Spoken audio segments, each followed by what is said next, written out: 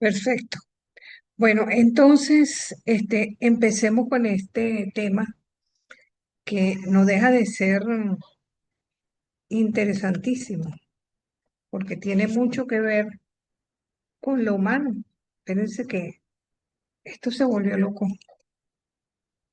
No me permite retroceder. Esta es la segunda lámina, no la primera. Santo Dios. Ajá. Bueno, este, recuerden que la semana pasada estábamos viendo los Meg y yo y decíamos que eran las fiestas que iban acompañadas de unos textos específicos que precisamente en esas fiestas se cantaban. Y esta semana nos toca profundizar sobre un texto muy cortico, son apenas 8 capítulos, pero con mucha profundidad, que es el Cantar de los Cantares, que se celebra y se recita durante la fiesta de Pascua. Fíjense que una de las fiestas más importantes se celebran son precisamente esas. Está grabándose, ¿verdad? Sí, aquí aparece como que sí. Sí, Sí, sí, aparece aquí grabando. se ve que está grabando. Sí, ¿verdad? Disculpen. Ahora, lo primero que nosotros tendríamos que decir de este texto, como muchos otros, porque pasó con el de Proverbios, pasa con el de Sabiduría, que se le atribuyen a Salomón. Y eso es completamente inexacto, porque este es un texto que data del siglo III aproximadamente antes de nuestra era, lo que evidentemente nos lleva a considerar que es imposible que Salomón haya sido quien lo haya escrito. Quizás esto se deba un poco a que es mencionado en el texto y se trata de un poema de amor con 1250 palabras escrito en hebreo y que evidentemente nos lleva a la primera consideración. ¿Cuál es esta? Se trata de un texto que de alguna manera tiene que ver con el amor de Dios con su pueblo, de Jesús con la iglesia, o es simplemente trata del amor apasionado entre un hombre y una mujer, que no esconden nada para amarse profundamente. Y esto nos lleva a tratar de discernir qué es lo que pasa con las traducciones precisamente. Lo primero que nosotros tendríamos que decir que hay una interpretación literal en primer término, que toma cada palabra tal como se está expresando en forma poética. Es evidente que se habla con mucha poesía en este texto. Dentro de esa interpretación literal, podríamos decir, primero, atribuirlo a una especie de guión teatral, ¿no? Donde haya intervención no solamente de varios actores, sino de paso también de un coro, ¿no? Entonces, en una de estas interpretaciones se consideran dos personajes, Salomón y la mujer. Ella es considerada una jovencita de campo que queda deslumbrada ante Salomón como rey. Y entonces, de alguna manera, estaríamos hablando del rey Salomón y la pastorcita. Pero hay una segunda variante que tiene que ver más bien con el amor entre dos jóvenes sencillos, ¿verdad? Pero que Salomón, recordemos que Salomón se casó con casi 1000 mujeres, 900 y tantas, la mayoría de las veces por una especie de acuerdo con otros países, ¿no? Para tratar de extender y dar más solidez a su reino. Pero eso trajo consigo que cuando se escribe este poema, empiece a considerarse si no será más bien que él quiere tener una maja al harén. Y entonces este amor de la parejita se ve de alguna manera interrumpido con el poder del rey, que evidentemente tiene que ganar la partida, pues con su poder y toda su corte, ¿no? Pero es muy poco probable que esta sea la verdadera interpretación, porque de paso entonces se trataría de la lucha entre dos hombres por el amor de una mujer, uno de ellos poderoso, y la incertidumbre de ella de tratar de irse con el que le dé mayores garantías económicas o el que sencillamente le está ofreciendo un amor simple, ¿no? También dentro de la interpretación literal, a veces se había interpretado como una especie de colección de cantos nupciales, ¿verdad? Pero da la casualidad que en las fiestas judías nunca se entonó este canto. Más bien, fíjense que es en la fiesta de Pascua donde se le da realce. Tampoco en este texto se habla de ninguna manera de matrimonio, o sea que muy poco puede ser una colección de textos nupciales. Y la otra interpretación literal es considerarlo, ¿no?, como una especie de Kama Sutra bíblico en el cual evidentemente tenga un oculto sentido erótico, ¿verdad? Hasta los detalles más inocentes, entonces se van atribuyendo interpretaciones como fruto de lo que sería una poesía oriental erótica completamente, pero también puede interpretarse en forma alegórica, ¿verdad? Y esto tiene el problema de que su verdadero sentido puede desvirtuarse, incluso a lo que tiene que ver con el lenguaje humano, a una realidad distinta, porque entonces estaría desvalorizando el amor que puede existir entre un hombre y una mujer. El amor de una pareja, podríamos decir que es una experiencia central en la existencia humana. Y la defensa sobre esta interpretación alegórica, que es que este es un libro teológico y que aparece en la Biblia. Y si aparece en la Biblia, quiere decir que entonces tiene que tener una interpretación necesariamente en la que esté presente Dios. De hecho, históricamente así es como se la ha interpretado, como el amor entre Dios y su pueblo o el amor de Jesús con la iglesia. Pero lo cierto es que este texto se convirtió en un texto pascual, evidentemente, y estamos ante la disyuntiva de su interpretación, que de paso también podemos buscar una interpretación de tipo antropológico, y es una lectura que, si se quiere, reacciona contra la explotación y la deshumanización de la relación entre hombre y mujer. ¿Por qué decimos esto? Porque sabemos que en el mundo judío había una gran marginación de la mujer con esto de la ley del divorcio, porque esto terminaba de considerar a las mujeres como es como si fueran desechables simplemente. A lo largo del texto, ¿verdad? Esta interpretación antropológica puede enriquecerse por lo que se observa en la marginación de las muchachas, la explotación sexual de las mujeres, que vemos en el capítulo sexto, la negación al derecho de amar libremente, también la traición al amor. Eso queda evidente en el capítulo 5 del Cantar de los Cantares. Y entonces esta marginación de la mujer trae en contrapartida una excepción de la justicia en el caso del hombre. También podemos hacer una interpretación histórica, ¿verdad? Porque sabiendo que se escribe pues en la época del posexilio, sabemos que es una época en donde los enemigos del amor, por decirlo de alguna manera, se hacen presentes, ¿no? En una corte que trata de que el harén tenga muchas mujeres, de que de alguna manera la fidelidad y la delicadeza del amor se contrasta con lo que se está viviendo en la sociedad.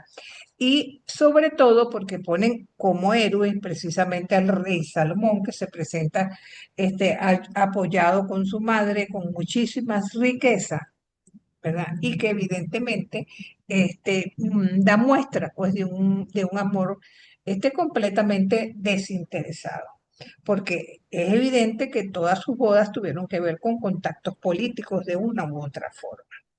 Y es cierto, y no podemos escapar de ello, que la realidad social y política siempre pareciera que están como entrelazadas, ¿verdad? Pero de una u otra forma, la herencia que nosotros tenemos dentro del cristianismo es no considerar a este texto como algo que hable de la relación amorosa, íntima, incluso sexual, entre un hombre y una mujer. Porque de alguna u otra forma pareciera que el cuerpo, especialmente el cuerpo de la mujer, siempre es visto como signo de pecado.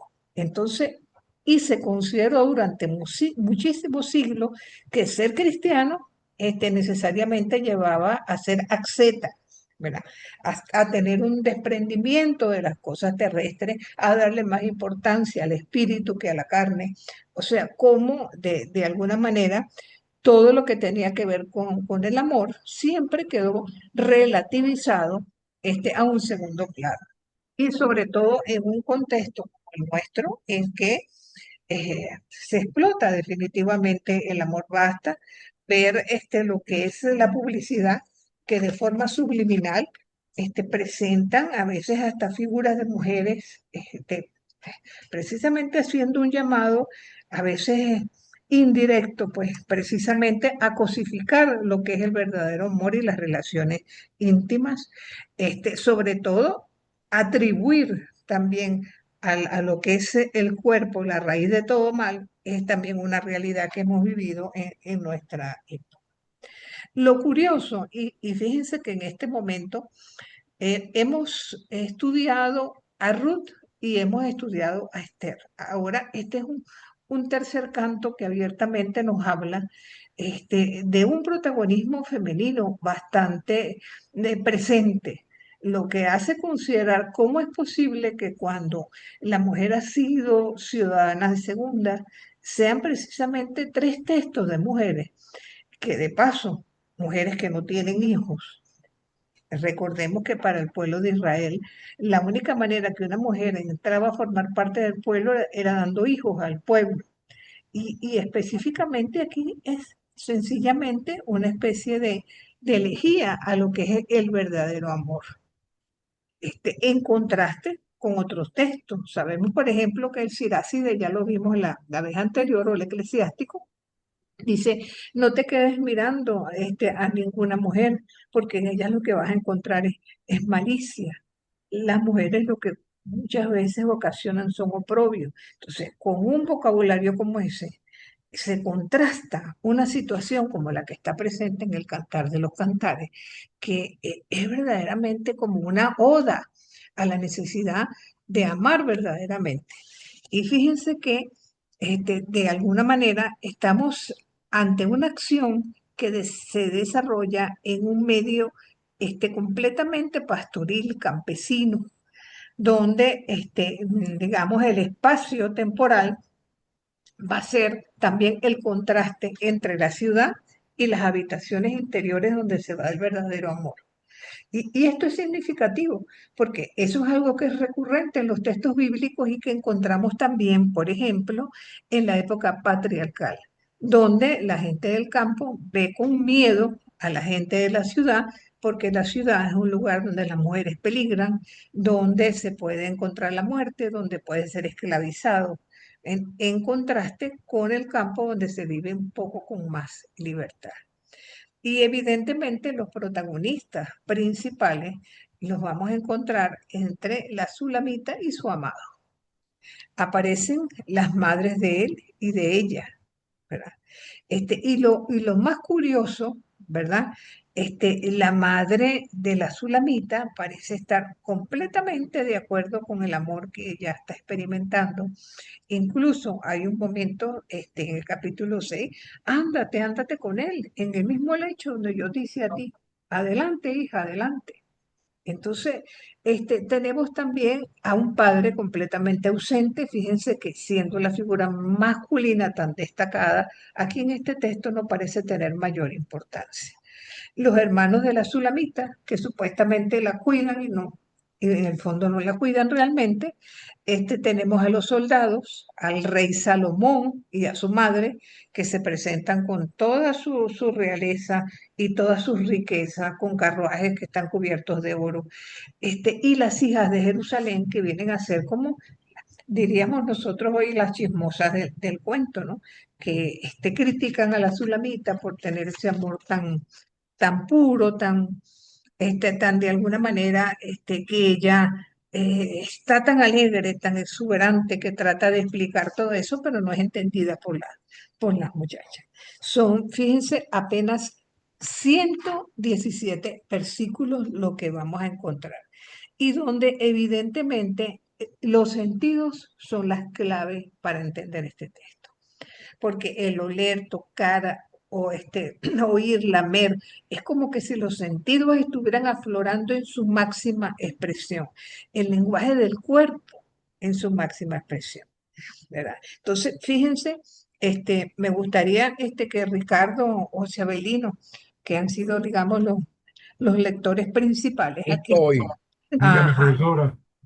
perfecto. Entonces, fíjense, cuando dice, habla del esplendor de los senos, ¿verdad? Y 1:13, por ejemplo. Vamos a ir viendo algunos pequeños Uno detalles. trece. ¿Quiere que lea, profesora? Disculpe. Si quieres, lee, lee, José, lee, lee. Leo yo. Ajá, Dígame, adelante. entonces, 1:13. dígame qué leo, cantar. No, Sí, Cantar 1:13. 1:13. Ok, aquí estamos. Bolsita de mirra es mi amado para mí, que reposa entre mis pechos. Eh, Racimo de aleña es mi amado para mí, Ajá, en las solamente ese viñas versículo. de Gad. Ok. Solamente ese versículo. Por ejemplo, cuando él va a hablar de los senos de ella, se Mm, expresa como mellizas de gacela. Eso lo encontramos en 4:5. Cantar 4:5. Ujú. Dice, tus dos pechos, cual dos crías mellizas de garcela que pasen entre lirios. Ajá, sí, fíjense, cuando habla, por ejemplo, de la belleza de la sexualidad, con muchísima poesía, y la describen como una viña. Eso está, por ejemplo, en 1:6. Cantar 1:6. Ok, dice, no os fiéis en que estoy morena, es que el sol me ha quemado.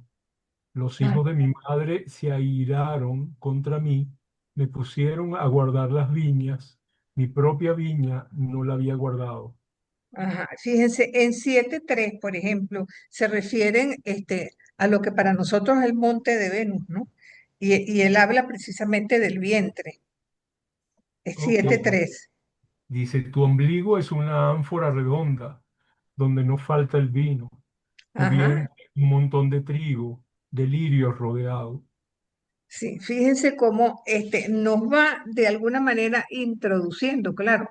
E- Ujú, ese, ese es un lenguaje no solamente poético, sino de una ujú. época que para nosotros sería difícil, ¿no? Atribuirlo si nos dan un piropo de ese tipo, ¿no? Interpretarlo de la misma forma. Pero No, lo no se que... crean, la Ah, época de Roma, la época de Roma tiene sus bemoles, ¿no? sí, ¿verdad? Así mismo es. Fíjense lo que hacen, por ejemplo, para describir 5:14, el miembro de él. Cantar 14. 5:14 dice, sus manos, aros de oro, engastados de piedras de Tarsis, su vientre, de pulido marfil, recubierto de zafiros.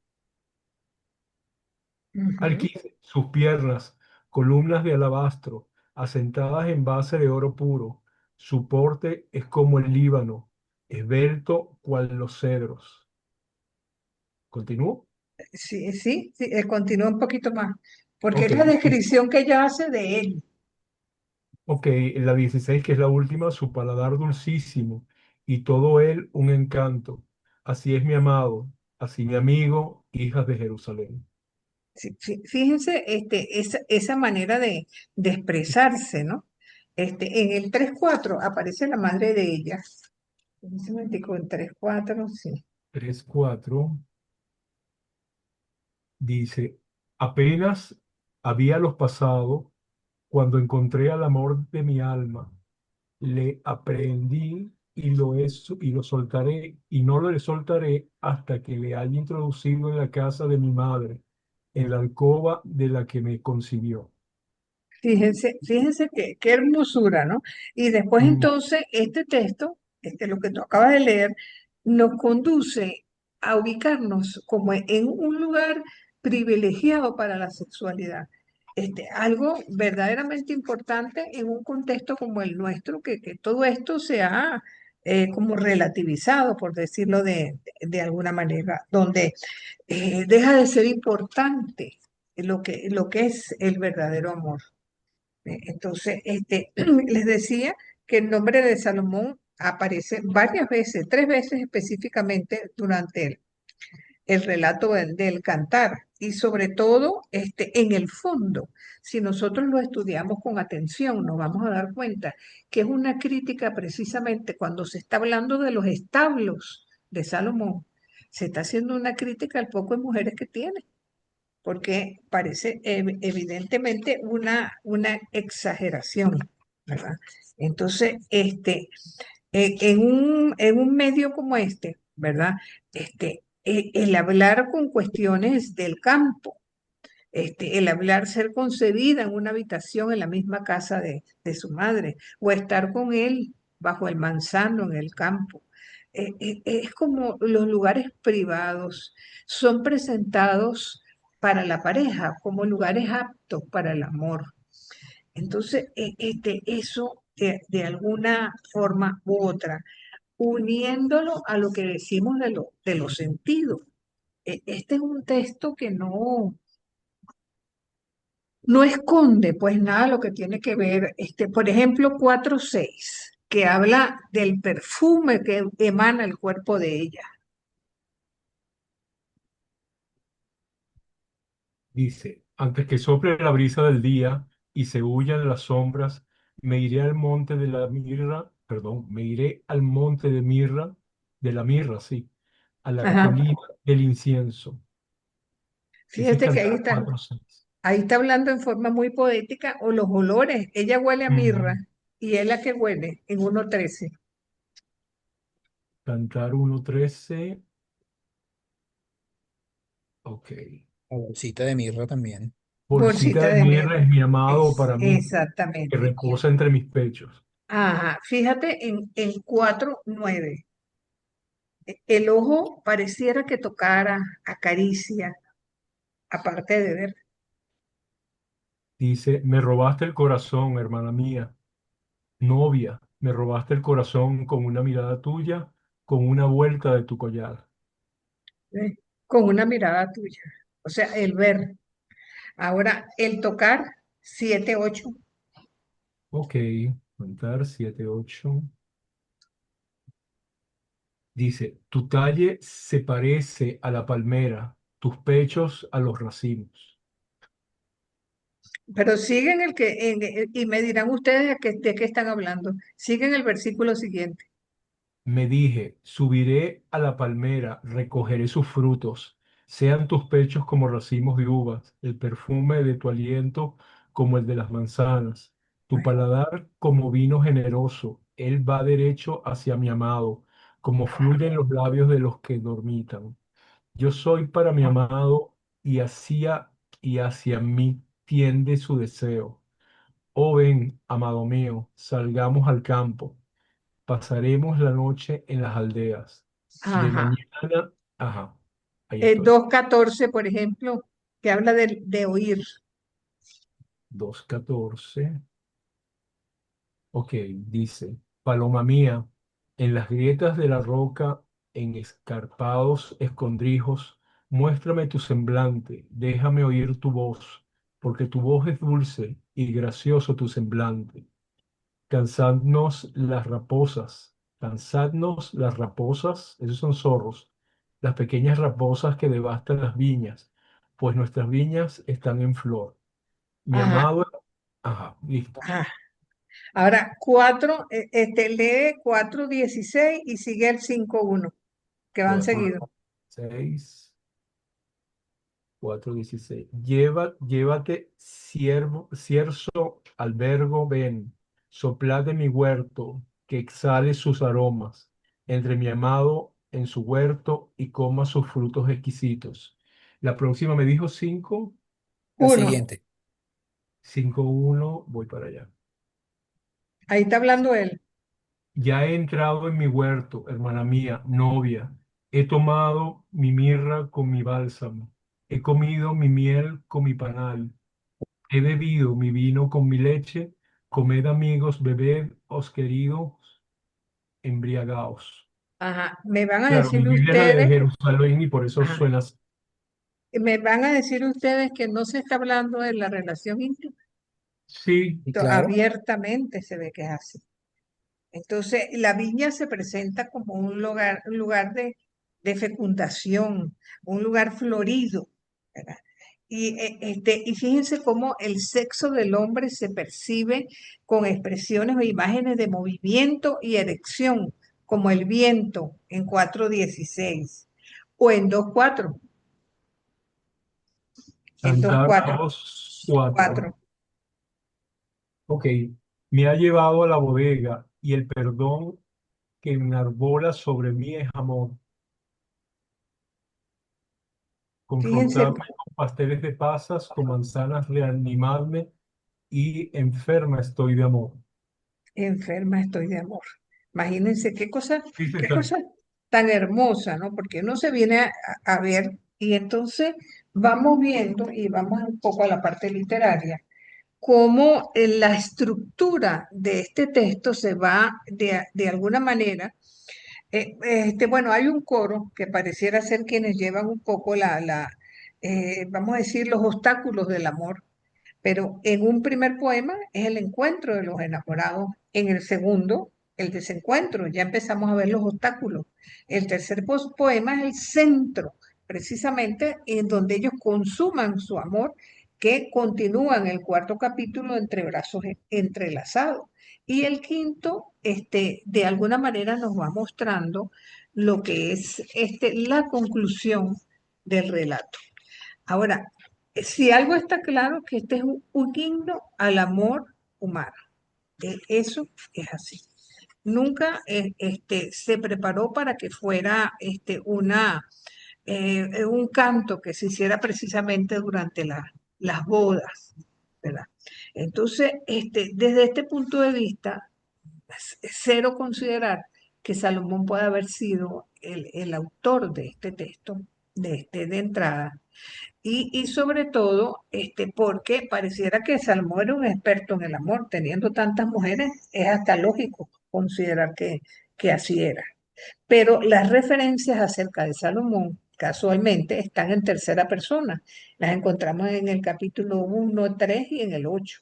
Entonces son un poco muy ambiguas, lo que da a entender que probablemente la interpretación que le estamos dando con una crítica al sistema tributario probablemente sea la más correcta. Es más, este, podríamos decir que nada de raro tendría de que este texto haya sido escrito por una mujer, porque a veces esa forma, como se dice, de hablar, de sentir, a veces las mujeres somos como más, más expresivas, ¿no? Quizás a veces para decir las cosas, sobre todo cuando estamos enamoradas y pensamos te quiero ver debajo del manzano y todo es pasión, los elementos se van presentando como algo plenamente positivo, ¿no? De alguna manera. Entonces, esto en cuanto a considerar, ¿verdad? Que este texto se lea precisamente en la fiesta más importante del pueblo de Israel, que es la fiesta de la Pascua, que es la fiesta en la que ellos recuerdan la liberación de Egipto. Entonces, de alguna manera nos están mostrando también un nuevo rostro de Dios en donde se conjuga el amor, pero de una manera muy singular, el eros con el agape. Fíjense que cuando hay un verdadero amor, un verdadero encuentro entre un hombre y una mujer, donde no solamente impera físico, que por supuesto tiene importancia, pero también hay elementos psicológicos y espirituales que vinculan a un hombre y una mujer. Y cuando ese encuentro es verdaderamente auténtico, podríamos nosotros decir que es un encuentro divino, entendido no como sabroso, sino que Dios está en medio de la pareja. Como quizás veíamos el libro de Tobías, ¿recuerdan ese encuentro entre el hijo de Tobit y Sara? Que en el momento en que ellos se encuentran como hombre y mujer, oran y ponen a Dios como testigo de lo que están haciendo. Adelante, Sonia. A mí este libro del Cantar de los Cantares siempre me ha llamado la atención porque en realidad me cuesta verlo como el amor de Dios hacia su pueblo, de Jesús hacia la iglesia. Siempre más bien me hace como un llamado a la aceptación o más bien, ¿cómo decirlo? Este, a tratar de ver que Dios ve con buenos ojos todo lo que es el sexo, el erotismo, lo ve como que forma parte del amor puro y no lo ve feo como ha sido tan criticado, censurado. Por no el mismo hombre, sino que forma parte de la creación misma. Entonces más lo veo como orientado hacia ese lado de contemplación de Dios y de aprobación de lo que es la parte erótica del ser humano y que forma parte también del amor, este, como una aprobación de Dios, a más relacionarlo. Me cuesta verlo como el amor de Dios hacia el pueblo de Israel o de Jesús hacia la iglesia por la parte del eros, Claro, porque podríamos decir que, bueno, el paralelismo podría ser la pasión que uno puede sentir hacia la vida de Jesús, pero no es lo mismo, que hay expresiones demasiado precisas, demasiado detalles como para que a mí me haga pensar, y no sé por qué la iglesia decidió teológicamente qué significaba esto, ¿no? Del amor de Dios hacia Israel, ¿no? Hacia Jesús con la iglesia, porque yo lo veo más bien es eso,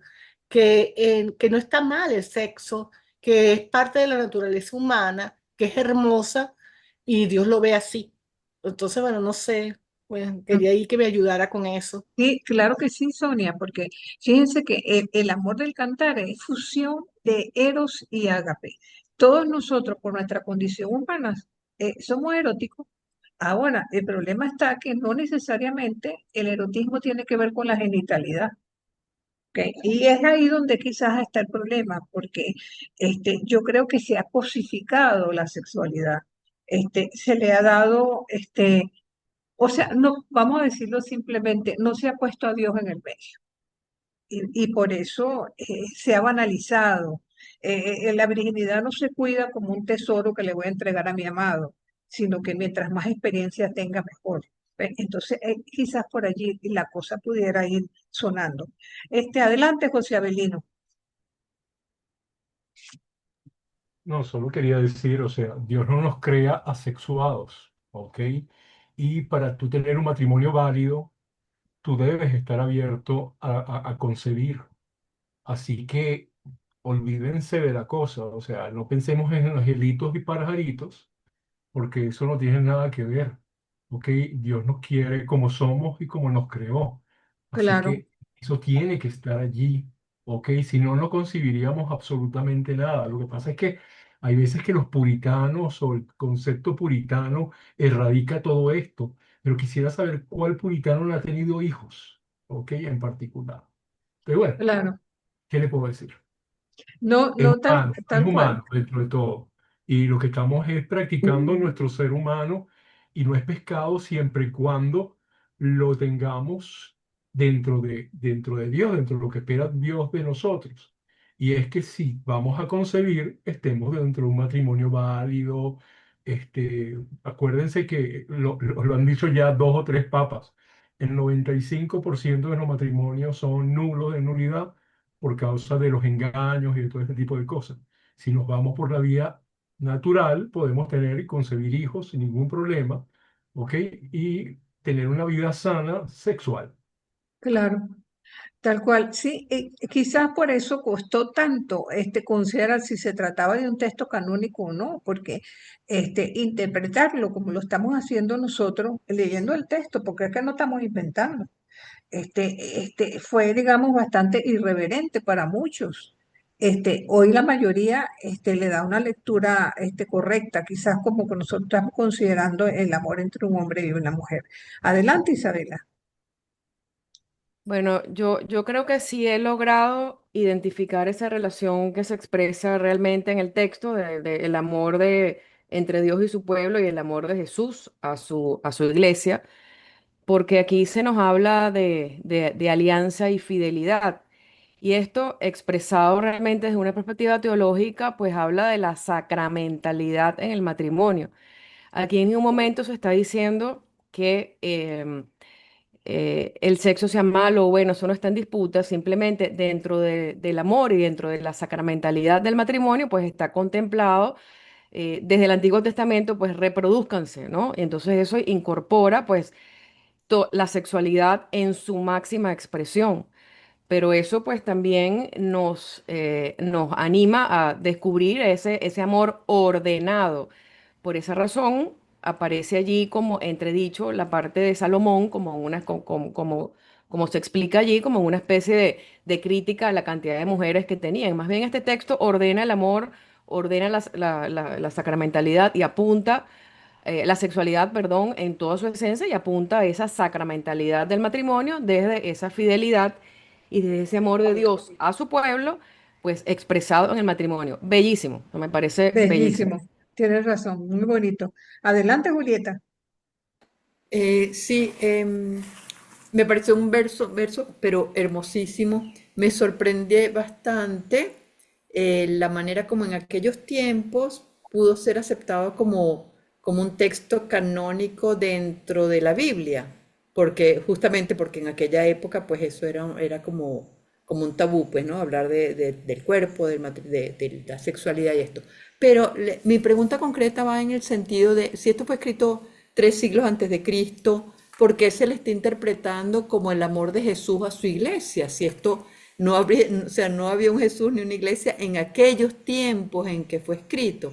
Entiendo como el amor de Dios a su pueblo totalmente y que se lea durante la fiesta de Pesa porque el amor de Dios se expresa a su pueblo a través de su liberación.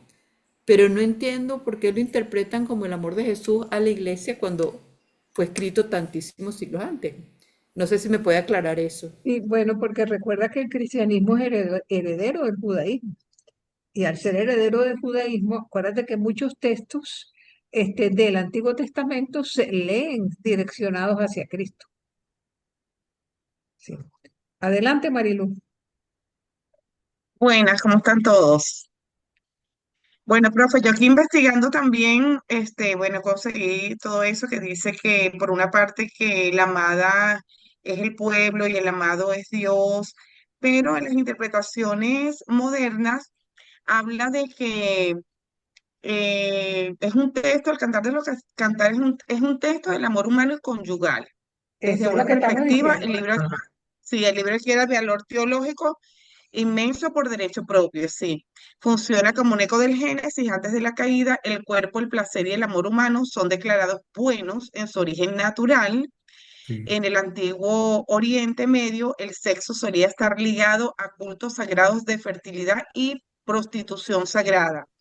El cantar desacraliza el sexo para humanizarlo, presentándolo en el ámbito de la libertad, la reciprocidad y la fidelidad de la pareja, libre de magia o idolatría. Así es, Esto me así parece es. bien hermoso. Yo lo entiendo es como una derivación al matrimonio, no tanto a la Exacto. iglesia y a Cristo y al fundamento de que es su esposa o qué sé yo. Realmente lo interpreto es como el amor humano, un amor sano, un amor así. donde ¿Ok? Dios está presente. Ajá, Dios está Así. presente allí. José Manuel, Buenas tardes, profe. No, está primero Ricardo. No sé si Ricardo me da permiso. Bien, porque ¿quién fue la primera que habló? Sonia. Yo estoy de acuerdo con Sonia, o sea, yo no logro ver, yo de verdad no llego a ver el tema del amor de Dios a su pueblo, y menos, como decía ahorita Julieta, el de Jesús a su iglesia. Nada, el erotismo también es de Dios y bestia, qué textos tan bonitos, o sea, entre esto y Bad Bunny, de No, verdad, nada que ver, por nada, o favor. sea. No, o Nada que ver. sea, esto no tiene nada que ver. Qué belleza estos textos. Y por qué no admitir que el erotismo también es parte, también fue creación de Dios y ya está. De ahí para allá, wow, tengo que jalarlo mucho. Yo entiendo que el Antiguo Testamento prefigura el Nuevo Testamento. De verdad, todavía me falta mucha lectura para ver ese segundo mensaje ahí atrás. Me quedo con el texto, que no sé cuál sería ese estilo, si el alegórico, el histórico o el literal. A lo mejor me quedo con la Con el interpretación literario. literal. Ahorita voy por la interpretación literal. Es decir, me Literal. gusta, lo que leo me parece hermosísimo. está buena esa. Está buena eso. Sí, Y y fíjense que ya. en el capítulo 8 y en forma muy velada se hace referencia a Dios, pero no se le menciona en todo el texto a Dios para nada. Ujú, ¿Ibas a decir algo, José Manuel? ya. Sí, sí. Cantar de los Cantares es uno de las libros poéticos más hermosos que siempre he topado durante el Antiguo Testamento. Y creo que es importante, bueno, de ahí también se menciona que el cántico de la noche oscura que realiza luego Juan de la Cruz, San Juan de la Cruz, toma muchos elementos del Cantar de los Cantares, en esa mistificación de lo que representa el ser humano.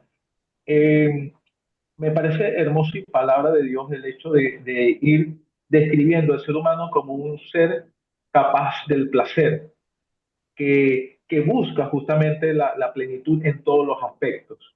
Un poco como dice Ricardo, no encuentro ningún escándalo en lo más mínimo de asociar a Dios con el placer y con el erotismo en cierto punto, no la genitalidad, que es otro proceso, que ya es la exacerbación de otras situaciones. Y creo que es una tarea para nosotros como laicos,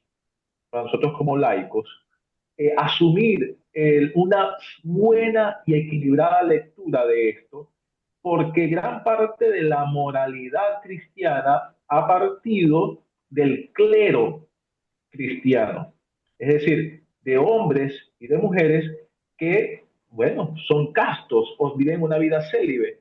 Entonces no podemos apreciar una vocación laical como que si fuéramos curas o si fuéramos monjas, si fuéramos religiosos. Eso es uno de los aspectos que ha señalado incluso Benedicto XVI en la encíclica Dios es amor, que asocia a Dios al eros, ágape y eros. Incluso a partir de ahí se nos menciona que hay una deuda tremenda que tiene la cristiandad con el placer. La cristiandad no puede hablar idóneamente de moral si no se reconcilia con el placer. Eso por otro Cierto. aspecto. Ujú. Y porque si no se va a llegar a puntos, como se ha mencionado en espacios muy amplios y muy profetizados, que nada, se ha hablado incluso de castidad en el matrimonio.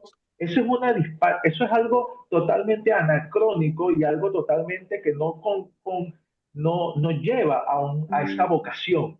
Es decir, si tú quieres ser casto, bueno, para eso está la vida religiosa, la vida consagrada. Si encuentras tu vocación como esposo, como esposa, e inclusive que no has podido casarte, que es una realidad cada vez más presente en nuestro siglo, porque el matrimonio es un proceso que lamentablemente ha mermado, pero no significa que aquellos que no estén casados estén a las afueras de Dios y de la gracia y todo lo demás.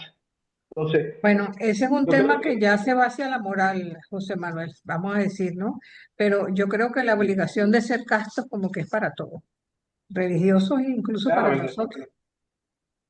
claro, en un equilibrio, por eso, en un equilibrio del placer, pero a veces se raya en unos procesos que tú dices, oye, sinceramente, eso lo dice, bueno, no quiero tomar otros procesos, pero la Familiaris Consortio, en su punto 1828 señala de que el matrimonio no es utilitario, el matrimonio no es para solamente procrear y dar educación a los hijos, el matrimonio Mm. tiene que ver con el placer, por ejemplo, ¿no?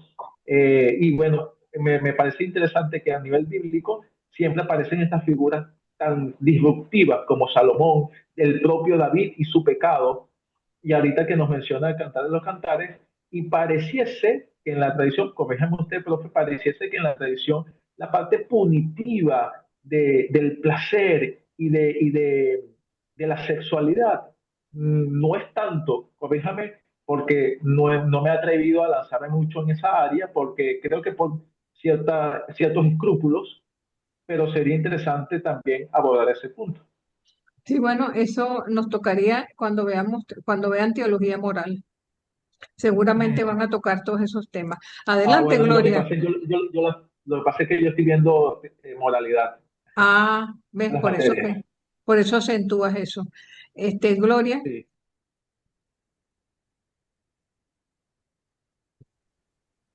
Gloria levantó la mano, creo. Gloria Bastida, sí, Sí. la bajó. Bueno, ya la bajó. Gerardo. Buenas tardes. Bueno, para mí ese texto me ha acompañado muchas veces. Lo conozco. De hecho, cuando nos casamos, mi esposa y yo, entramos donde un actor y una actriz recitó el Cantar de los Cantares y era simplemente el cantar. Creo que es una de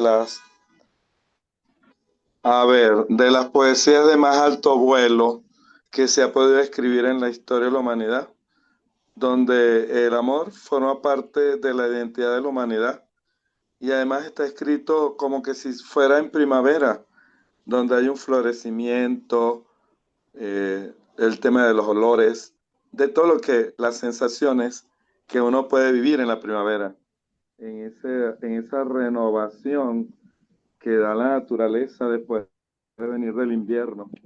Así es, Gerardo. Bueno, texto que yo amo y lo he venido analizando en muchos momentos y le he usado incluso en algunos procesos que necesita cuando tú estás haciendo de golpe para la parroquia, estás dando una charla sobre pareja y cómo debes mantenerte. Nosotros como pareja tenemos ya 34 años juntos y bueno, este texto ayuda a que, bueno, yo no lo veo únicamente en el tema del erotismo, sino también en el tema de ese acompañamiento del amor que siempre se mantiene vivo en una fidelidad y en un encuentro amoroso, pero también en ayudarnos, en hacernos equipo y en entendernos dentro de una comunidad, vamos a llamar primaveral. Creo Así que es. es una de las obras más hermosas que ha podido escribir la humanidad. Creo que puede estar escrito por una mujer por la sutileza de los lenguajes, que de golpe te recuerda a las lenguas romances y la poesía que en esas lenguas se ha podido escribir. Es Así es. demasiado hermoso. Así es, pura lírica. Eh, Y es pura fíjense, lírica. le pongo a ustedes como unas llaves de lectura, ¿no? Que tienen un poco que ver con lo que hemos conversado, ¿no? El valor del amor entre un hombre y la mujer, cómo no puede lo afectivo y lo personal separarse, que el verdadero amor humano tiene que ver con Dios, que no solamente se trata de una comunión de cuerpo, sino una comunión de espíritu, cuando el amor es verdaderamente auténtico. Que desvirtuar el sexo y el amor es precisamente a lo que nos ha llevado a una sociedad sexuada como la que vivimos. Y si bien es cierto que nosotros en este encuentro humano podemos también descubrir a Dios y ese amor de Dios con el pueblo, aunque no sea el centro de esto, ¿no? También el amar es una fiesta y así lo concibe el cantar.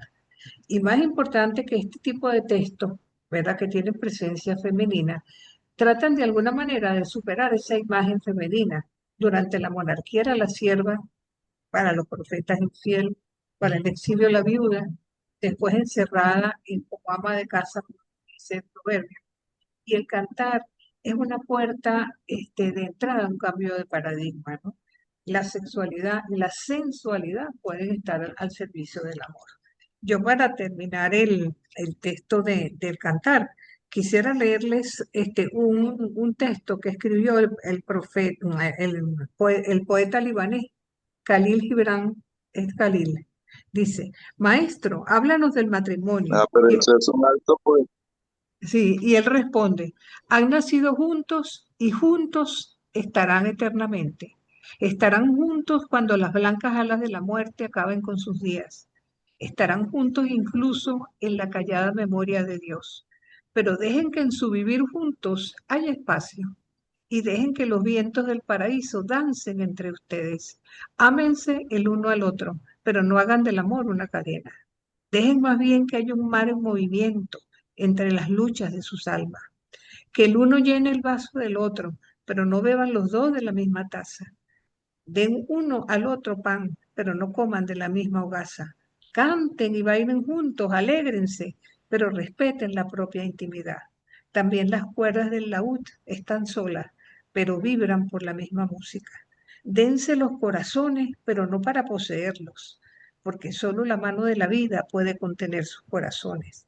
Estén juntos en pie, mas no muy cerca, porque las columnas del templo se encuentran separadas y la encina y el ciprés no crecen una a la sombra del otro.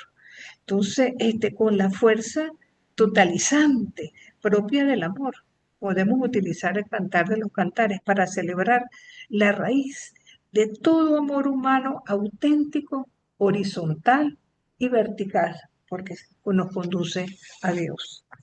Ahora, eso sí, luego de pasar de tanta poesía, vamos a pasar a un texto verdaderamente difícil, que es el texto de las lamentaciones. Creo que fue Johnny quien nos habló un poco cuando habló de Jeremías, ¿no?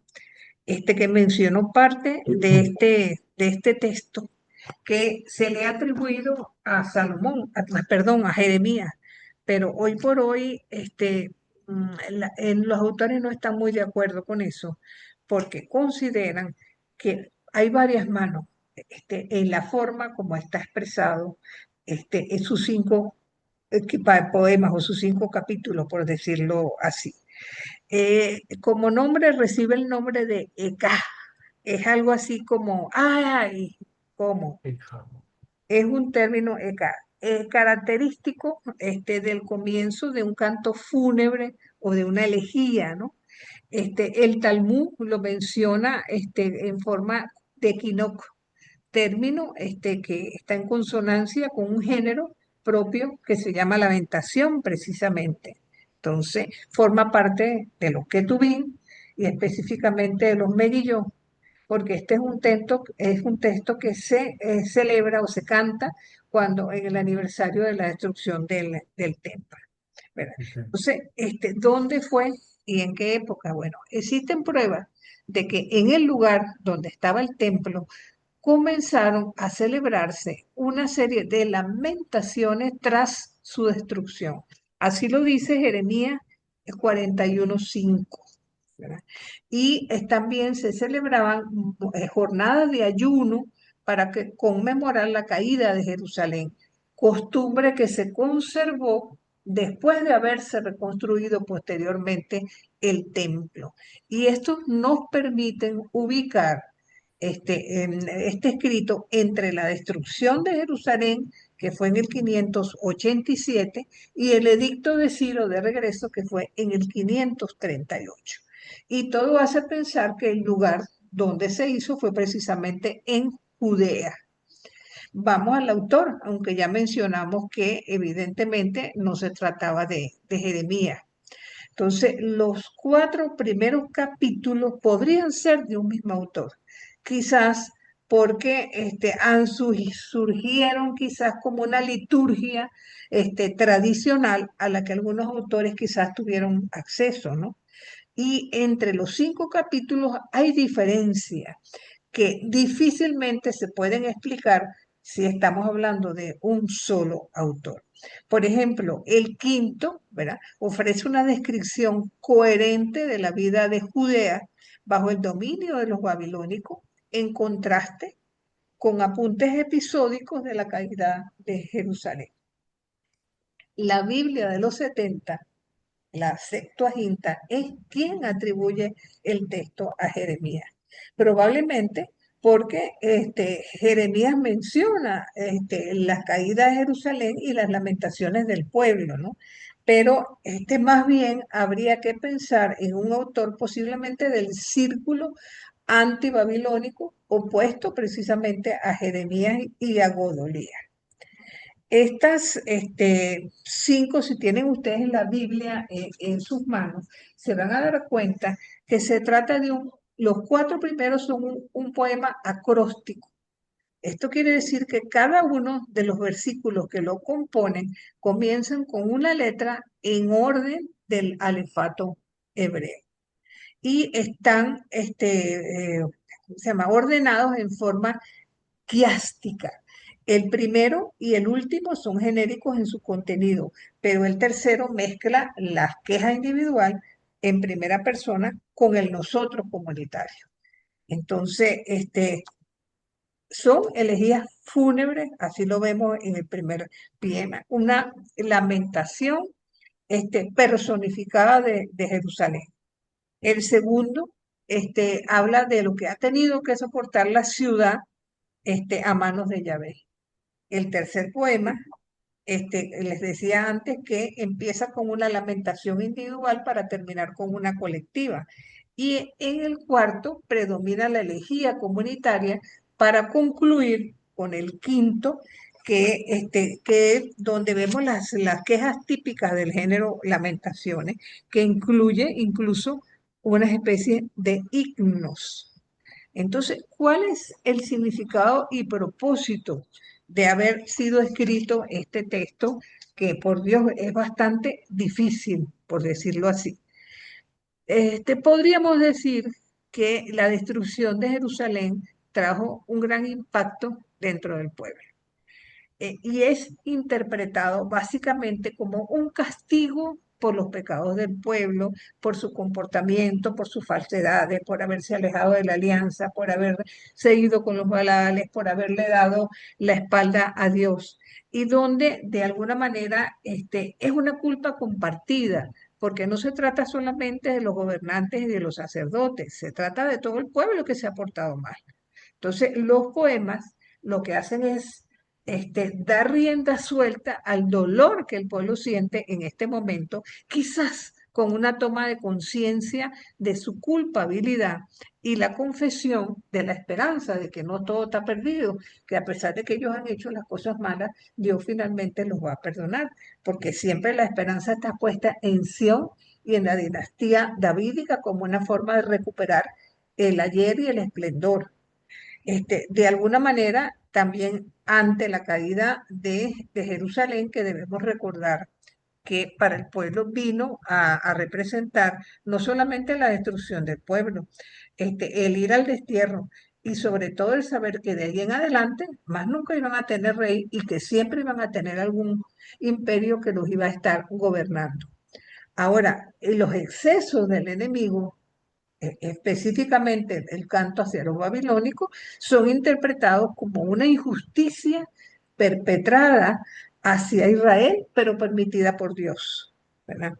Entonces, por eso es que consideran que están recibiendo el justo castigo, ¿verdad? Y de alguna manera, como clave interpretativa, consideran que ya fueron castigados. Ahora queda la espera paciente a la que debe someterse el pueblo, soportar el castigo y esperar la restauración, ¿verdad? Entonces, esto de alguna manera nos va mostrando una serie de personajes. Sí, versículo 4, eh, una ciudad colapsada, completamente. Esto lo vemos, los caminos de Sión están de luto, nadie va a su fiesta, todas sus puertas destruidas.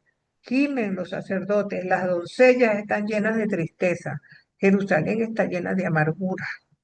Es el capítulo 1:4, ¿verdad? Las doncellas están presas de dolor y amargura, dice. Los sacerdotes causantes de la destrucción. El rey ungido por Dios y salvaguarda del pueblo ha sido rechazado por Dios y por eso tiene que ir a vivir con los gentiles. Eso lo vemos en 2:6. Ajá. Ricardo, José Abelino, ¿cuál de los dos? El 6, Bau ha forzado como a Ujú. un huerto su cerca, ha destruido, ha derruido su lugar de reunión, ha hecho olvidar Yahvé en Sión solemnidades y sábados, ha desechado en el ardor de su cólera al rey y al sacerdote. Ajá. Saín, el Señor ha rechazado su altar, su santuario ha desdeñado, ha dejado a merced del enemigo los muros de su palacio. Gritos se dieron en la casa de Yahvé como el día solemne. ¿Sigo? No, está bien hasta allí. Fíjense cómo hace una crítica a que, ustedes son príncipes de piel delicada, pues han sido asesinados y desterrados. Los profetas falsos no decían que Jerusalén todo iba a ir perfecto. También los ancianos, imagen de honorabilidad, representan en silencio las escenas de duelo. Las mujeres de Sión son violadas y los niños devorados por sus madres. Yo creo que eso lo encontramos en 5:13. Vamos a ver si no estoy equivocada. 5:13. 13. Ajá, Han arrastrado la muela los muchachos, bajo la leña se han doblado los niños, los ancianos exacto. han dejado de acudir a la Ajá, puerta, los muchachos han parado sus cantares. exactamente. Gente bárbara y extranjera se ha adueñado de la heredad de Israel. Entonces, ellos tienen en este lamento como una dualidad. Por un lado, se sienten culpables, culpables de la ciudad y todos sus habitantes también. Pero por otro lado dicen, sí, nosotros lo hemos hecho mal, pero los pueblos enemigos entonces, no va a haber justicia por parte de Yahvé. O sea, de alguna manera interpretan que eso que le hicieron los babilónicos a ellos es por justicia de parte de Dios, por la culpa colectiva, por el abandono de la alianza, por el duelo que están pasando. Pero una cosa bien curiosa en este texto es que tenemos como que se contrapone el pecado con el perdón, porque el pueblo concibe su situación como un yugo merecido, pero a pesar de lo cual, pide perdón. Eso lo vemos en 3:42, por ejemplo. 42. Ok, dice, nosotros hemos sido rebeldes y traidores. Tú nos has perdonado. Exactamente. Entonces se contrapone entonces la cólera de Yahvé con la compasión. Entonces encontramos un vocabulario de la compasión, pero expresado en forma negativa. El pueblo sabe que si bien Dios actuó sin compasión, su fe les hace pensar que la misericordia de Dios está allí a la vuelta de la esquina. O sea, Ujú. el judío se siente rechazado y repudiado por Yahvé. Eso lo vemos, por ejemplo, en 3:17. 3:17. Mi alma está dejada de la paz, he olvidado la dicha. Exacto, estoy totalmente triste, no hay manera que yo pueda levantar la cabeza. ¿Ok? Entonces, se contrapone, como les digo, son siempre como dos cualidades contrapuestas. Amistad con enemistad. Las mayores expresiones de enemistad se refieren evidentemente a Babilonia. Por ejemplo, como pasa en 1:2. Llora durante las noches, las lágrimas corren por sus mejillas. Entre todos sus amantes, nadie hay quien la consuele. Referida a Jerusalén, ¿verdad? Saben que al final Yahvé va a venir en su defensa. Por una parte está el acoso, por otra parte el respiro. el pueblo se siente casado, atrapado, con los caminos cerrados, por eso no puede huir, pero le queda la esperanza de que tener calma y esperar que sea Dios quien vea por ello. Profanación y honra. El pueblo se siente profanado y escarnecido. Así lo tenemos en 2:2. El Señor ha destruido sin piedad todas las moradas de Jacob, ha derruido en su furor las fortalezas de la hija de Judá. Por tierra ha echado, ha profanado el reino y sus príncipes. Ah, fíjate, cuando hablan del destierro, eso lo encontramos en 3:34. La sensación de abandono, de profanación. Cuando se aplasta bajo el pie a todos los cautivos de un país. Es lo que dice la 34. Cuando, Exacto. Sí, cuando por se eso, fuerza el derecho de un hombre destierro, el altísimo. destierro, el duelo, al pueblo solo le queda. ¿Cuál es el recurso que le queda? Ponerse a llorar, la lamentación. Se Ujú. espera que Yahvé se apiade y los consuele, pero ellos no saben cuánto va a durar eso. Pero piensan que la única manera es que así sea. Entonces, cuando uno ve que en esto hablan hasta que las madres se comen a los hijos porque hay hambre, entonces podemos ver hasta dónde ha llegado también la miseria pues dentro de esa comunidad. Entonces, imagínense. Entonces, el género lamentación está presente en el Antiguo Testamento y tiene muchísima importancia porque el discurso de Dios en el Antiguo Testamento tiene mucho de eso. En el Salterio, la importancia de la lamentación se pone de manifiesto por su carácter con respecto a la alabanza como elemento constitutivo de la plegaria. Y entonces la elegía, ¿verdad? Dirige la vista hacia atrás, rememorando el pasado, y la lamentación, en cambio, se contempla en previsión al futuro, donde el elemento súplica propio de la lamentación está ausente en la elegía.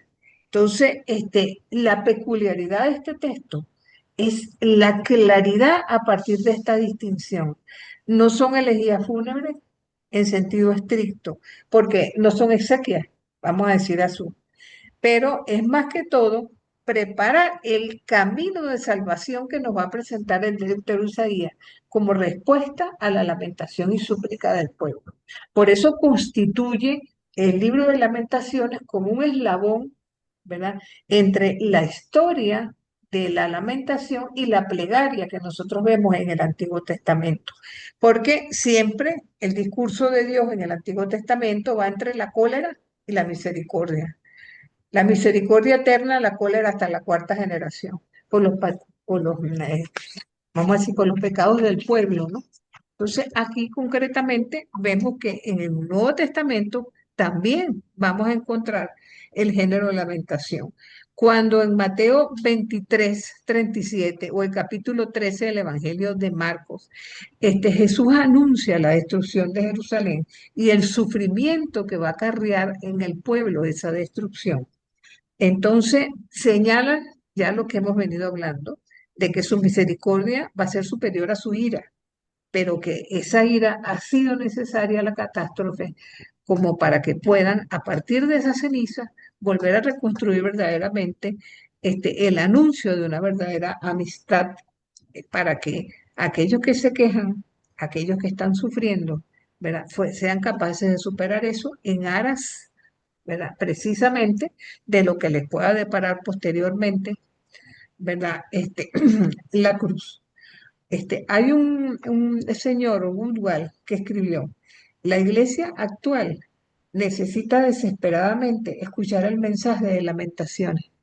Si es que el cristianismo quiere entender su propia misión como algo más amplio que el cultivo de la piedad personal, cuando la vida diaria del ser humano está sometida a un infierno. Entonces, de alguna manera, en este sentido, yo creo que así como cuando vimos el libro de Job, ¿verdad? Podemos, leyendo este texto, identificarnos también un poco con esos momentos de dolor que la vida nos ha prodigado y que de alguna u otra forma nos hacen sentir a veces como tan, o sea, como tan distantes de la presencia de Dios. Y esto no deja de ser una realidad. No sé si tengan algún comentario de este texto. Y yo tengo una Ah, pregunta, que adelante, creo Ricardo. que ya la respondió, pero lo que voy es a puntualizar. Uno, Ajá. esto es un género de escritura, como los salmos, como el Apocalipsis, Sí, es un, sí, sí. es un Un género, género, como literario, género lamentación. de un género, muy bien. Segundo, es profético, nos los leyeron hace unos días, una semana, ¿verdad? Entre los profetas, es decir, ¿y cuál es el anuncio? Entonces, el anuncio es la esperanza de Isaías, dijo usted. No, de Isaías saben que es un profeta que escribe precisamente en esta época, pero que fue Ujú. la hermana Marta quien nos habló de Deuterio Isaías. Y resulta que entonces ellos piensan, caramba, ya nos quitaron todo lo que teníamos, ya no tenemos asidero. O sea, cuando tú tocas fondo, ya no puedes ir más abajo, no te queda más remedio que levantarte. Ese es el Eh, mensaje. Ese es un poco el mensaje de aquí, como Ok. diciendo, eso sí, no nos vamos a levantar, no nos vamos a levantar solos. La misericordia de Dios tiene que hacerse presente. O sea, los enemigos nos han arropado. Claro, es nuestra culpa porque le fallamos a Dios. Pero Claro. Dios no nos va a perdonar. Tenemos la esperanza de que Dios nos perdone, de que esta situación cambie, de que nuestro llanto se convierta en alegría. Fíjense que por allí van también los salmos de la subida a Jerusalén, que tienen que ver un poco con esta esperanza naciente, ¿verdad? En que la situación evidentemente va a cambiar. Y eso no es profundamente humano. Nosotros a veces en las diversas situaciones que hemos vivido en nuestro país, a veces no hemos tenido la esperanza de que las cosas sean diferentes, que haya justicia, que verdaderamente haya una paz que se sustente no en el miedo, sino una paz que se sustente en la fraternidad. Eh, O que este, peor no pueden estar las cosas. que Y ya peor llega, no pueden estar las no tocamos cosas, fondo. exactamente. ¿Será Ujú. que me voy a morir y no voy a ver nada diferente? O sea, tantas cosas. ¿Ve? Entonces, yo digo que lo más grande de la escritura, viéndolo desde los distintos textos que lo componen, tanto del Antiguo como del Nuevo, es que nos permite vernos como en un espejo, ¿no? Y entonces interpelar nuestra realidad. Con miras a ver hasta qué punto lo que yo vivo, lo que he vivido individualmente o colectivamente, se parece un poco a lo que estos textos nos están planteando, aunque sea por motivos diferentes, pero que a la larga tienen el mismo peso, por decirlo así.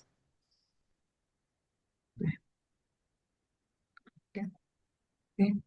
Bueno, entonces vamos a ir al último texto que nos falta de los Meguillón. Este es un texto, ¿verdad? Que también vamos a encontrar que en la fiesta de los tabernáculos se recita, ¿verdad? Este es un texto que también tiene dos nombres, o Coelé o Esquelsiastés. De ambas formas lo pueden encontrar ustedes. Son 2.987 palabras en hebreo.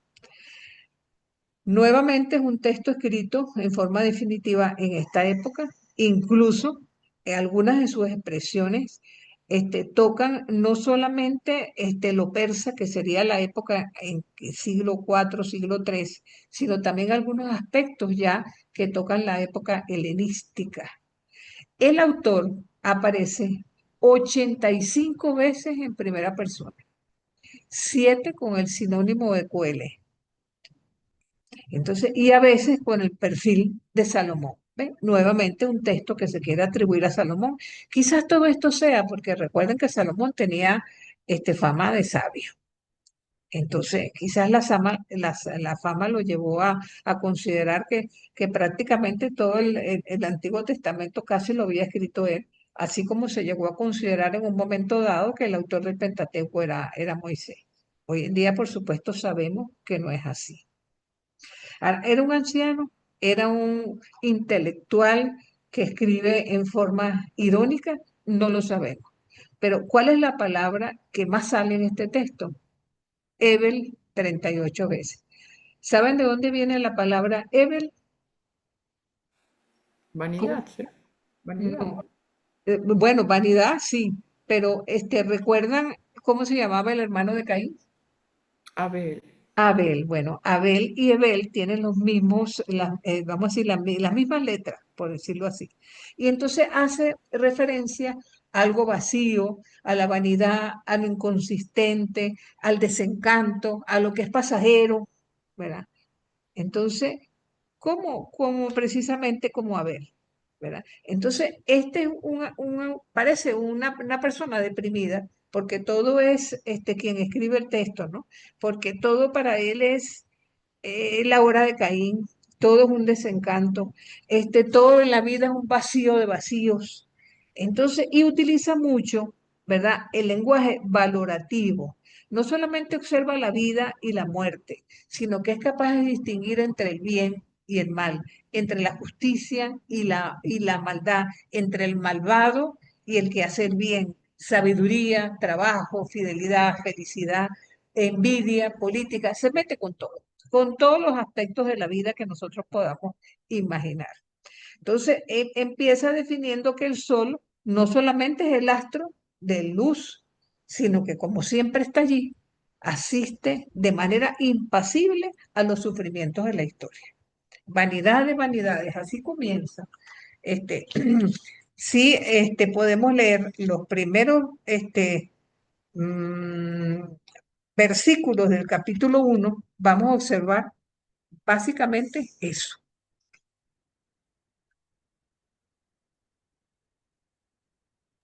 Lo leo, profesora. Ajá, adelante. Palabras, palabras de Coelet, hijo de David, rey de Jerusalén. Vanidad de vanidades, dice Coelet. Vanidad de vanidades, todo vanidad. ¿Qué saca el hombre de toda la fatiga con que se afana bajo el sol? Una generación va, otra generación viene, pero la tierra para siempre permanece.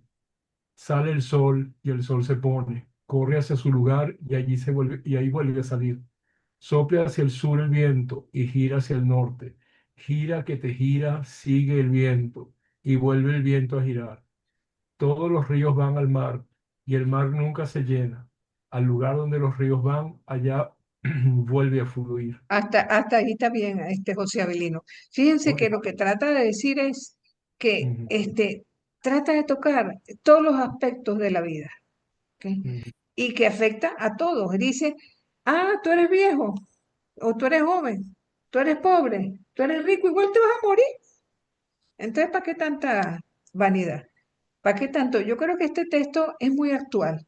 Porque hoy en día en que la gente se jacta de tener el celular de última generación, de poder tener más que el otro, de tener los zapatos de marca, de estar de alguna manera haciendo un culto muchas veces al cuerpo, un hedonismo que ha surgido en nuestra sociedad, yo creo que este texto podría ser una verdadera bofetada para quienes viven así pendientes de lo superfluo, por decirlo de alguna manera. Y Y la Ucho me acaba de dar una bofetada. Todas las cosas dan fastidio. Nadie puede decir que no se cansa el ojo de ver y de oír lo mismo. Ah, exactamente. Bueno, como quien dice, pues te digo, es una cuestión que verdaderamente nosotros podemos sentirnos de esa forma, ¿no? Y un lenguaje completamente antropológico, donde sí. predomina también la palabra Adán, Adán con M, entendido como ser humano, ¿no? Hombre y mujer. ¿Ve? Y que de alguna manera las experiencias vitales van como marcando la premisa, pues, de lo que este autor quiere reflejar. No, de alguna manera es bastante parecido a muchas de las expresiones en el libro de Job. Él habla de que el ser humano es un ser dividido, la casa está dividida dentro de una misma familia, la sociedad está dividida y todo deriva de la natural división del ser humano que se divide en alma y carne. Entonces dice que el alma tiene que dominar al cuerpo, la inteligencia tiene que dominar al instinto y las pasiones, los sabios tienen que dominar a los brutos, los patrones a los esclavos, los aristócratas a los plebeyos, el hombre a la mujer, la ciudad al campo. Entonces, de alguna manera, es un texto que lo leemos y nos damos cuenta que tiene una valoración negativa tanto de la vida como de la muerte. Dice, pero si es que todos nos vamos a morir, si ese es el destino de todos. Entonces, de alguna manera, empieza a hablar de las heridas amargas que se dan en la vida humana y trata de considerar a Dios como un amigo del ser humano, como cómplice suya, ¿verdad? Lo que de alguna manera, esto rebosa mucho el helenismo, por decirlo de algún modo, porque en el centro de la sociedad, ¿qué es lo que estaba? El nuevo templo, un renovado sacerdocio saducita, ya no teníamos rey, pero se concentraban todos los poderes en forma hierocrática en el sumo sacerdote y el Sanedrín que lo acompañaba. Un sacerdocio único, majestuoso, consagrado, ¿verdad? Y mediador de Dios y el pueblo, ¿ok? Porque era él quien estaba como intérprete de la voluntad de Dios hacia el pueblo. Entonces, su instrumento, ¿cuál fue? La ley, cada vez más divinizada, en especial énfasis entre lo puro y lo impuro, lo sagrado y lo profano, el pecado y la gracia, que para ellos sencillamente eran los únicos que no eran puros y perfectos, ¿verdad? Entonces, el templo, ¿verdad? Se convirtió en instrumento de expoliación de la renta. Por eso vemos que hay un lenguaje teológico plenamente en que el Dios del mundo helenista, como el del judío, es aliado, pero un aliado lejano, etéreo, celestial, que mira la historia como espectador, pero que no es capaz de tomar partido en la misma. Y la acción salvífica es retribuir el bien con el bien y el mal con el mal. La ley de Dios era la misma ley del rey. Esta es un poco la mentalidad pesimista de este autor. Y a ello responde el autor, no es así. Entonces, ¿cuál es la novedad? ¿Por qué? Entonces empieza, ¿verdad?, a hablar con pesimismo político, critica el sistema dominante, donde la corrupción, la envidia, la codicia y el poder campean por doquier, produciendo pobreza y más pobreza, donde el trabajo del esclavo es cada día más útil, ¿verdad? Y el sabio se presenta al servicio de los poderes de turno. Cualquier parecido con la realidad es pura coincidencia. ¿Ok? Porque estamos viendo cosas en este contexto que las vivimos cada día. Es que como una verdadera dialéctica de las contradicciones. Por eso, fíjense que este es un texto que se divide en una primera parte donde habla precisamente de que el bien relativo no es suficientemente bueno. Aquí todo se presenta como en contraste entre el bien y el mal, donde el control humano muy poco puede hacer para cambiar las cosas, donde muchas veces el propio ser humano no sabe ni lo que es bueno para sí mismo. Y entonces podemos hablar apenas de dos partes que está constituido este texto, con un epílogo y una conclusión. Entonces, de algún modo, un consejo a la juventud para que cambie su postura y no haga lo mismo que hicieron sus padres, sino que trate sencillamente de valorar lo que en la vida tenga verdadera valoración, ¿verdad?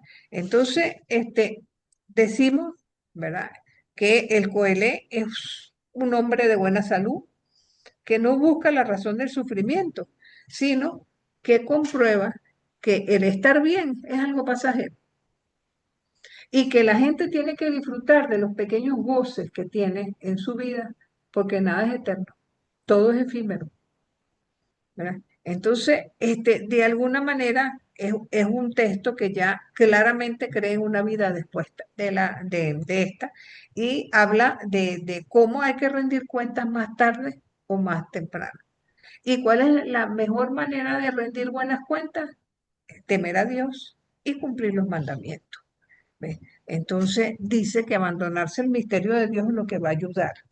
Entonces, algunos no reconocen ningún orden en este texto, así como vemos el de Proverbios o Eclesiástico, porque toca un tema y salta para otro con mucha facilidad.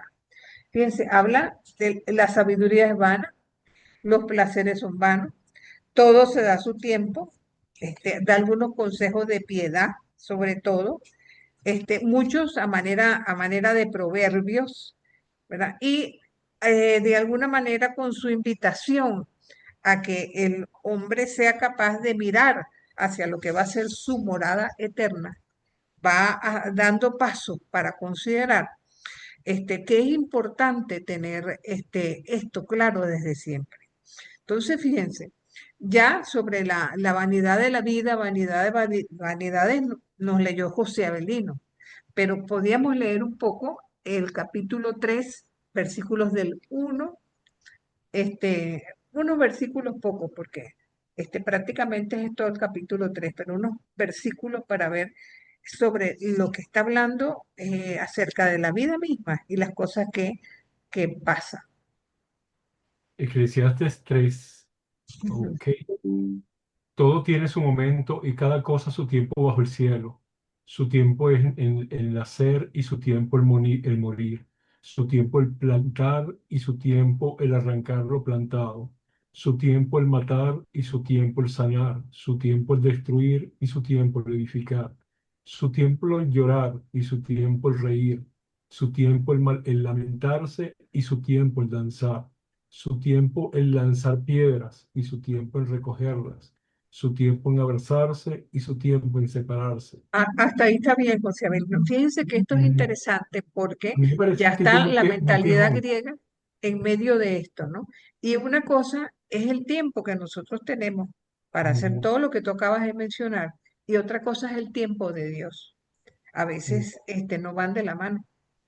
Nosotros a veces creemos que podemos manejar el tiempo de Dios y eso no es así. En el capítulo 4, los dos primeros versículos vemos sobre la presencia del mal en el mundo. Adelante, ahí.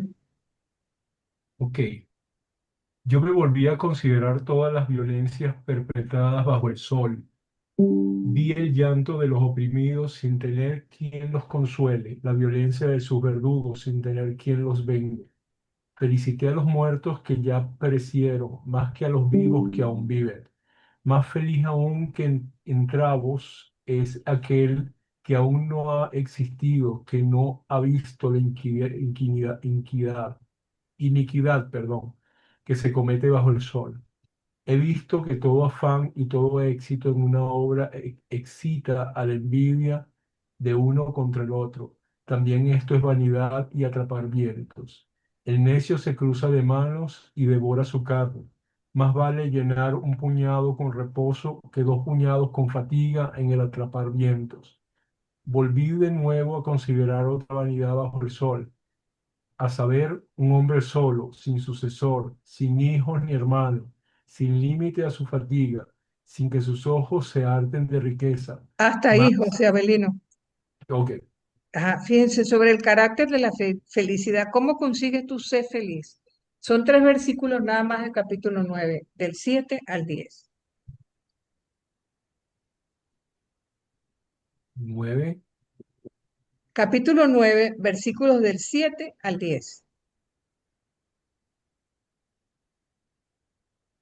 Anda, come con alegría tu pan y bebe de buen agrado tu vino, que Dios está ya contento con tus obras. En toda razón seas tus ropas blancas y no falte ungüento sobre tu cabeza. Vive la vida con la mujer que amas. Todo es espacio de tu vana existencia, que se te ha dado bajo el sol, ya que tal es tu parte en la vida y en las fatigas con que te afanas bajo el sol. Cualquier cosa que esté a tu alcance en hacerla, hazla según tus fuerzas, porque no existirá obra, ni razones, ni ciencia, ni sabiduría en el Seúl a donde te Sheol. imaginas. Sí, fíjate. O sobre el destino de los vivientes y el valor de la vida. Ahí vete al capítulo 3, solamente tres versículos también, 19 al 21. 19. Ok. Porque el hombre y la bestia tienen la misma suerte, muere el uno como la otra, y ambos tienen el mismo aliento de vida. En nada aventaja el hombre a la bestia, pues todo es vanidad. Todos caminan hacia una misma meta, todos han salido del polvo y todos vuelven al polvo. ¿Quién sabe si el aliento de vida de los humanos asciende hacia arriba y si el aliento de vida de la bestia desciende hacia abajo, la tierra? Veo que no hay para el hombre nada mejor que gozarse a sus obras, pues esa es su paga. Pero, ¿quién le guiará a contemplar lo que ha de suceder después de él? Ajá, fíjense cómo que en este texto, sabes, es un autor que sabe que la realidad de la vida es dura, ¿verdad? Mm, Y que no solamente el honor y la buena fama, funcionan a los ojos de Dios. Entonces invita a cultivar desde la juventud el recuerdo del Creador para dar un sentido auténtico a la vida. Sin embargo, podemos decir que quedan preguntas sin responder. ¿Por qué creó Dios a un ser sediento de vivir, pero seguro de morir? Con sede infinito y consciente de sus límites. ¿No tendrá razón Coelet y la vida es absurda, aunque tengan sus buenos ratos? Fíjense que estas preguntas son netamente antropológicas. Como ser mm, humano, todos, sobre todo cuando atravesamos el umbral de los momentos difíciles y del dolor, nos hacemos esta pregunta: ¿por qué yo? ¿Por qué a mí? ¿Verdad? Ahí se los dejo. Hay un pequeño punto, lamentablemente no les puedo dar para que hoy hagan la exposición porque me quedan apenas 12 minutos, pero voy a tratar en esos 12 minutos de tocar un tema que tiene que ver con el Antiguo Testamento también y que no quería dejar de tocar. Si no termino la semana que viene, lo culminamos. Y tiene que ver un poco, ¿verdad? Con lo que es el desarrollo del calendario hebreo, porque este es un calendario que tiene cierta característica, es lunisolar, es decir, que se basa tanto en el ciclo del Sol alrededor de la Tierra, que es un año, así como el de la Luna al rodear la Tierra, que tiene que ver con el mes. La versión actual, ¿verdad?, por la que se rigen las festividades judías fue concluida en el año 359 con un tal Hillel. Este calendario se basa en un complejo algoritmo que permite predecir las fechas aproximadas de la luna nueva, así como las distintas estaciones, basada en cálculos matemáticos precisos. Entonces, imagínense, es una concepción bastante compleja, tanto lunar como solar, y que se diferencia completamente del calendario gregoriano, que es el que nosotros seguimos, que es anual, y del calendario musulmán, que es netamente lunar. El calendario hebreo comienza con la génesis del mundo, que aconteció, según la tradición judía, el domingo 7 de octubre del año 3760 a.C., lo que equivale al día 1 del mes de Tishri del año 1. De esta manera, el año gregoriano, 2026, equivale al año 5786, que comenzó al atardecer del 29 de septiembre, cuando ellos empiezan a celebrar su año. Entonces, ¿qué podemos nosotros decir acerca de esto? Porque de alguna manera los meses, ¿verdad?, tenían que ver un poco con lo que eran las estaciones y los cultivos, los meses que duraban las cosechas, la siembra, la vendimia, entonces, y todo lo que tiene que ver con la fiesta judía, en un principio eran fiestas agrícolas, ¿verdad? Y entonces estas fiestas están repartidas a lo largo de todo el año y donde las principales festividades evidentemente tienen que ver con puntos agrícolas eminentemente. Vamos a detallar brevemente cada uno de estos puntos. Ya va. El día judío. el día del calendario hebreo comienza en el ocaso y culmina al siguiente ocaso. Es decir, el día se cuenta con la puesta del sol hasta que se vuelve a poner el sol otra vez. En eso se diferencia el día del calendario gregoriano, porque nosotros lo consideramos de medianoche a medianoche, ¿verdad? Entonces, la costumbre de ver comenzar el día a la caída, ¿verdad? Comienza de la relato de Génesis. Y fue tarde y amaneció, y fue mañana y al otro día. Entonces, fíjense que cuando nuestro Señor Jesucristo muere en el Calvario, ¿por qué sus amigos José de Arimatea y todos trataban de bajar el cuerpo antes de las 6 de la tarde? Porque Porque una pensaba vez, esa va. exactamente, y una vez que comenzara el día siguiente, ellos no podían bajo ninguna circunstancia a bajarlo de ahí hasta las 6 de la tarde del día siguiente, cuando comenzaba el otro día. Entonces, de hecho, para ellos es importantísimo tomar en cuenta, ¿verdad? Que los días comienzan en la tarde. Ahora, la semana, ¿verdad? Judía no solamente combina el año solar con el mes lunar, sino que ambos ciclos se complementan y conviven exitosamente, y ese es un gran legado que han dado los judíos al resto del mundo. El ciclo semanal de 7 días que se basan en los 6 días de la creación y el séptimo día precisamente para descansar.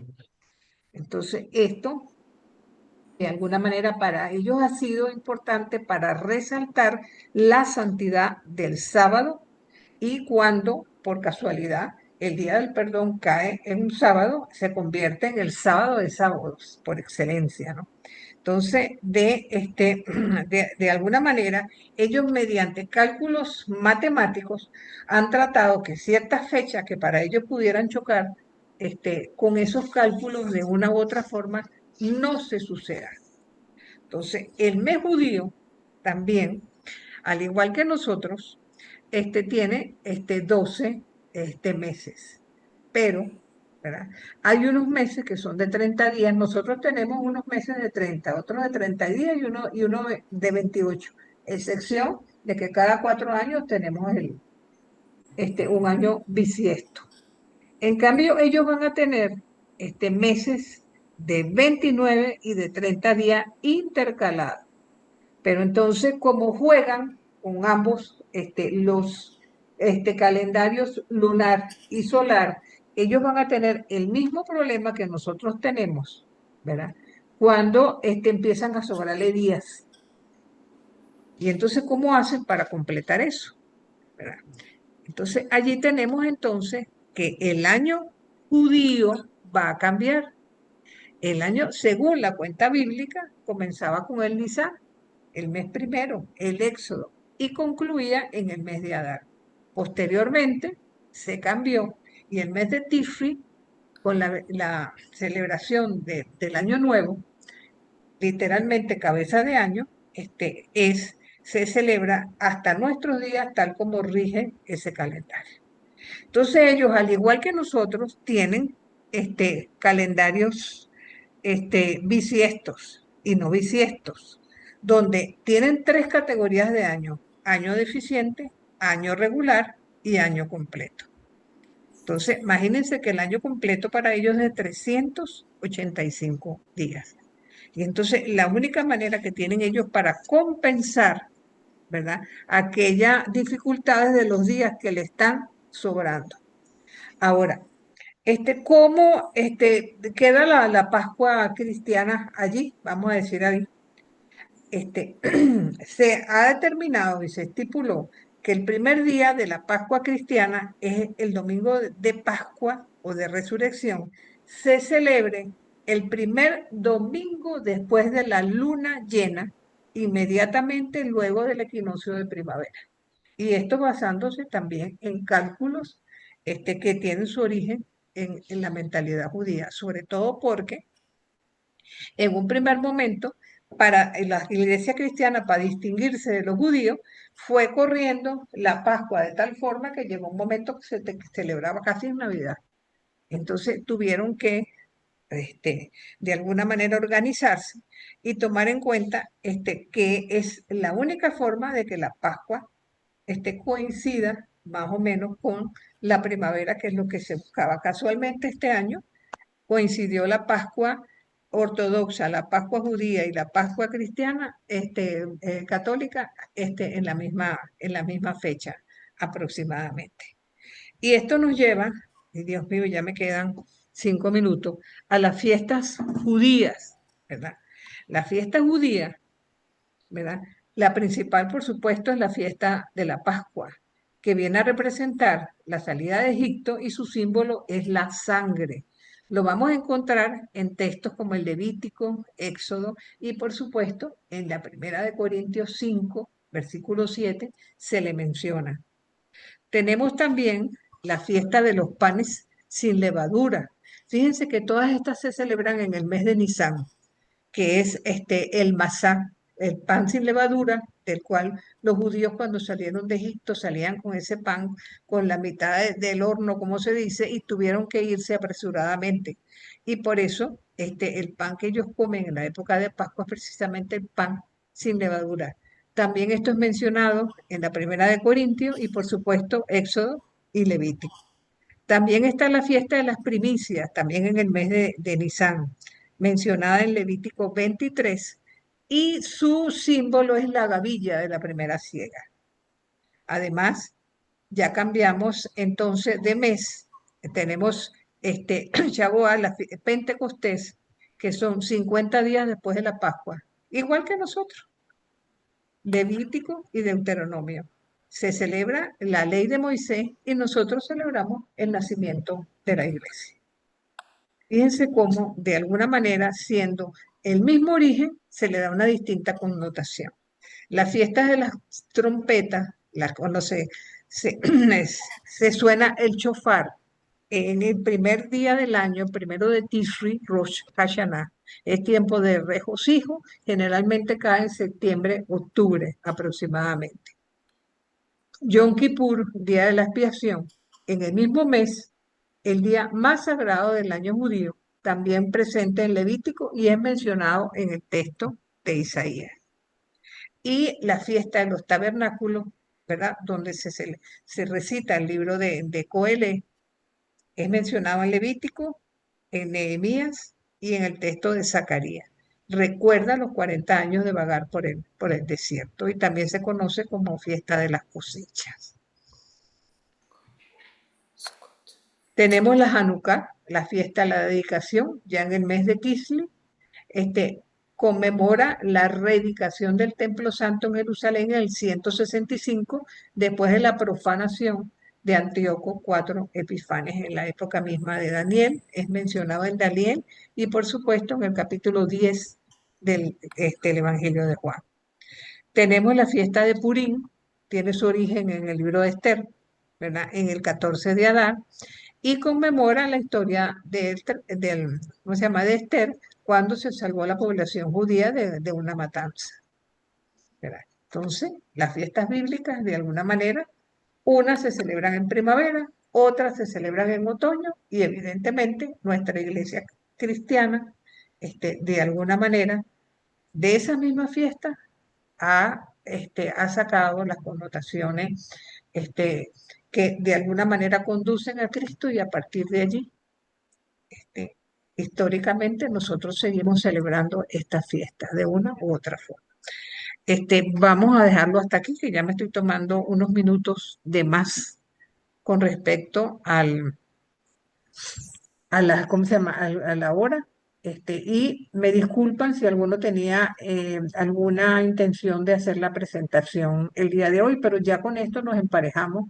Ya la semana que viene vamos a hablar del Apocalipsis en el Antiguo Testamento y por supuesto vamos a tener oportunidad que por lo menos 2 o 3 de los que no han puesto tengan la oportunidad de hacerlo.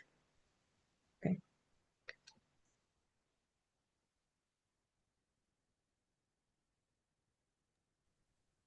Voy a quitar la grabación. ¿Alguno de ustedes tiene algo que decir rapidito en 2 minutos? Estas fiestas judías todavía se celebran, todas, ¿no? Sí, todas. Todas, Pentecostés, todas. ellos celebran. Pentecostés, claro, ellos celebran Pentecostés. Ay, yo nunca lo he escuchado. Sí, sí, señor. Y la que no he escuchado nunca de las fiestas judías es la donde se lee el libro de las lamentaciones, esa que celebran la caída del templo. Primera vez que Sí, veo el nombre de esa festividad judía. pues fíjate para que veas que, y de alguna manera muchas de nuestras fiestas tienen su origen, pues, en aquello, ¿no? Ujú. Pero así es.